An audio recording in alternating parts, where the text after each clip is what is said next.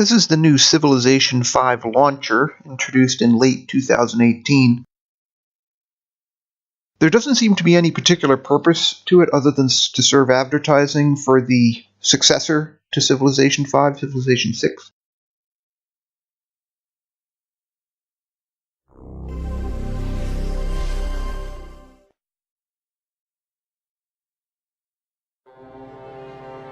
Just as it has always been, when our memories of the ancient world fade into twilight, a new era dawns to fill the void, an unfamiliar path with a pulse of its own, a tempo not dictated by the labor of men, but accelerated by the rhythm of machines, launching the world into an age of bold innovation.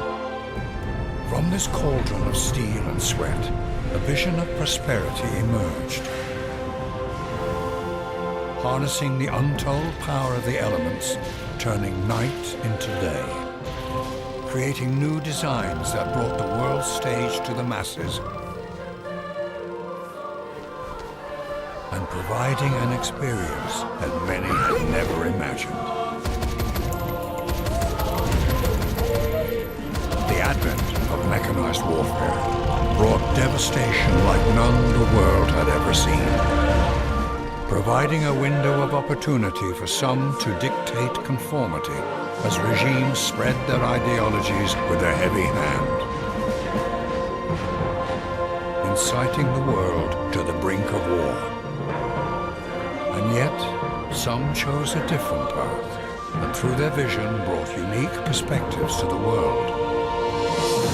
As singular proponents of free thinking remained, striving for peace in their endeavors to unlock the secrets of the universe, some of which would fill our hearts with fear and regret.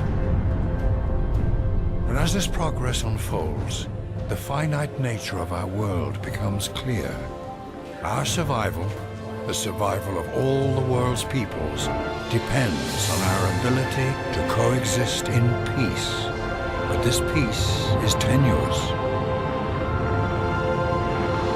Although mankind will always look onward, yearning for more, searching for new boundaries, only to break through them, with the understanding that this world is one in which we all share, comes the responsibility of knowing that the decisions you make today will have a lasting impact on the generations of tomorrow.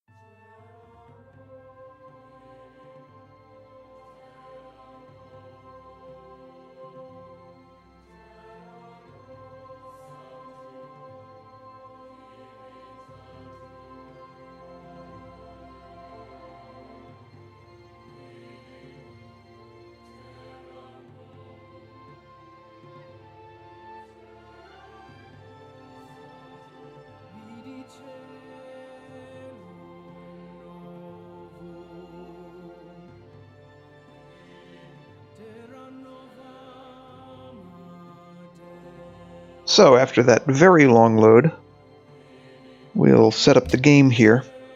One difference about Civilization V is that when you go into a single player game, you can reuse previous settings, so we have to go to the Setup Game tab there rather than the Play Now tab if we want to start fresh.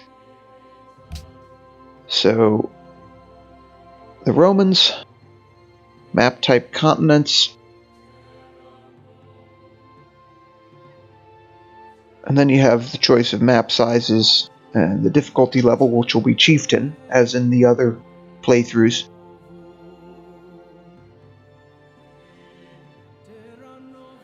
You can go with a default game pace or other speeds of game, other paces of game.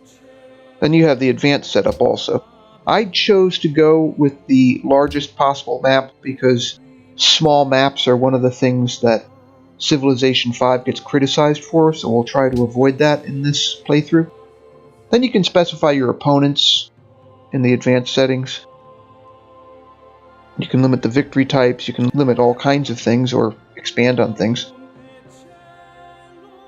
The settings are reasonably diverse, and some of these are carried over even from Civilization 1, in fact, like the World Age, for example,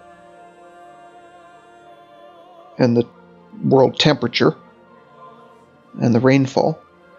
You can see up there in the upper right there, but I chose to simply start the game. The blessings of the gods be upon you, Caesar Augustus, Emperor of Rome and all her holdings. Your empire was the greatest and longest-lived of all in Western civilization, and your people single-handedly have shaped its culture, law, art, and warfare like none other, before or since. Through years of glorious conquest, Rome came to dominate all the lands of the Mediterranean, from Spain in the west to Syria in the east, and her dominion would eventually expand to cover much of England and northern Germany. Roman art and architecture still awe and inspire the world, and she remains the envy of all lesser civilizations who have followed. So this is the summary of your people turn to you, the Roman Empire's background, which was already gone over in the previous screen, and it points out that I can build the ballista or the legion, whereas other civilizations cannot, and I get a 25% bonus in production towards any buildings that already exist in the capital. Although I'm not really sure what that means. It seems kind of strange, actually, to have production toward buildings you've already built.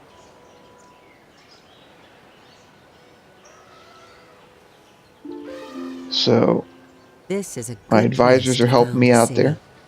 Food and resources As I said, the advisors in Civilization 5 are pretty good. They're not using live-action actors, but consider sending your warrior out to explore new territory. They're probably among the most useful and most thorough advisors that I've seen in the Civilization series so far. And then I have the first units there. I have a settlers unit and a warriors unit. I'm going to use the warriors to explore, as I did in Civilization 4. The dynamic of how you build your civilization in 5 is closer to 4 than it is to 3 or 2. I have some information that may be of use. One aspect of that, of course, is that if you want to talk about dynamics, not really dynamic singular. One of the other dynamics is you have to balance production of settlers and workers rather than just building settlers like in Civilization 1 and 2. Excuse me. At least in part because all your opponents will be doing the same thing. So I'm going to research animal husbandry there as my first technology, because I see all this opportunity around me to develop agricultural animals, domestic animals. It's funny, I don't remember elephants being one of the resources in past Civilization 5 games that I've played in preparation for this. I think they may be new.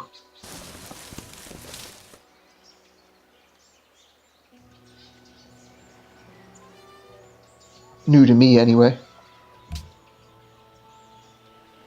So you can see you have the next turn button down there on the lower right. And they're pretty careful about telling you exactly what you have to do next, because Civilization 5 is rather complicated, and so it is helpful that they're telling you what you have to do next, because otherwise you would easily forget to do things. So they're careful not to give you the next turn option until you've done everything that you could do on that turn, or have been given the option of doing so. So this unit, the warriors unit, needs orders, so I have to keep moving around. Looks like I'm out of time for this part, so I'll see you in the next one.